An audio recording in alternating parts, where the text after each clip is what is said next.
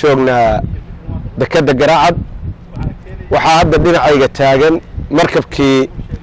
laga dajiyay adeegii uu siday dekada waxaa kaloo isaguna dhinaca kala taagan markabkii taaga ama soo xiraha maraakiibta waxaa kaloo agagaarkayga hadda ka muuqda qalabkii dhismaha mishinadii iyo cagafyadii ka shaqaynayay halkan hadda ka hor baan waxaan ka sheegay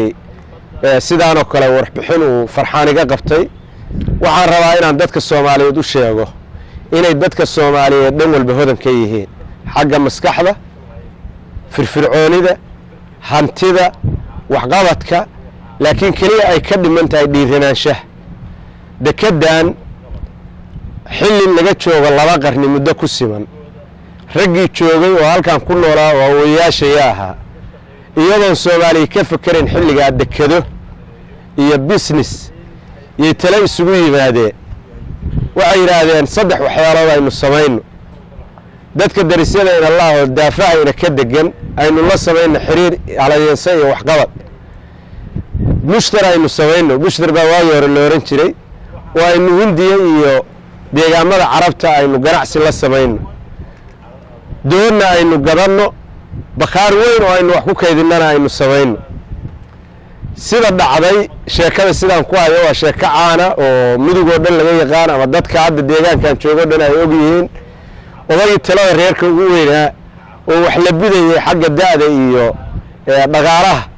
yaa loo waxa la yiraahdo saasa lagu tashada wuxuu yiri isagu marka ariga iyo dhaqankiisu yaqaan maandooyo hadii doontu arigu abaarsado ma lagu naqraacin kara ma waxa la yiraahdo badda soo dhaafimayso in ka daaya badda haduglayso yiri mashruuca hakadku waa halkaas ka galay dawladda Soomaaliya xilligeedii dekedan sida taariikhda lagu og yahay xilligii uu maalinta uu dhimanayo madaxweynihii Cabdirashiid Allah u naxariisto wuxuu u soo socday degmada Jariiban xilligaasna wuxuu u imaan lahaa dhagax dhiga dekedan mashaariicdii ugu waaweyn ee dawladda Soomaaliya xilliga fulin lahayd bay ahayd laakiin Ilaahay kuma simin rajadaasi dawladdii Puntland markii la aasaasay tilaabadii ugu horeysay oo la qaaday oo dawladdu ay ku tala gashay inay waxqabad ka dhigto waxay ahayd inay halkaan sahan u soo dirtay kambari ka socod dawladda China ayaa halkaan yimid anigu xilligaas aan la socday kambarigaas halka markay yimaadeen bacadka halkaa ka muuqdayna keeneen design bay wateen satellite waxay yiraahdeen halkaan waxay noqonaysaa dekada ugu mustaqbalka roon Afrika iyo Asia oo isku xiri doonta caalamka xilliga waxay wateen mashruuc ah si temporary inay u keenaan 3 markab oo mid yahay markabka laga dayactiro maraakiibta midna uu yahay supplier midka siiya shidaalka iyo biyaha iyo wixii kale adeeg ay u baahan yihiin midna uu yahay maraakiibta wata dekada macmilka si khayraad tiro badan oo dalkeena ku jira si temporary oo ku meel gaar ah halkan looga rado riyadaas 20 sano kadib 17 sano 18 sano kadib yaa Ilaahay hirgeliyay iyadoo gacan sheeye iyo maskax sheeye iyo dhaqaale sheeye midna uusan ku jirin waxaynu ognahay xilliga madaxweynihii dawladda Puntland Cabdiwali Cali Gaas iyo isimada dhaqanka Puntland oo u horeeyay Islaam Bashiir inay halkaan dhagax dhigi ugu horeeyay halka hadda horteena ka muuqata dhagax badda lagaga riday waxaa kaloo ammaan mudan dadka deegaankan degan oo soo dhaweeyay fikradaas oo dhulkii bixiyay oo dhaqaalihii bilaabay oo kalsooni siiyay ummadda Soomaaliyeed ee danaynaysa inay naftooda iyo maalkooda wax ku qabtaan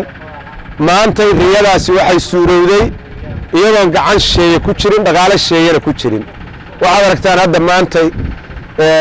Farxaan baa inoo ka warrami doona markabkan dheegaya ku xiran wuxuu sida intaas oo container 2 days baa lagu dajiyay maxaad u maleynaysaan marka meeshaan hadda 2 markab oo isaga ka waaweyn baa ku xiran kadha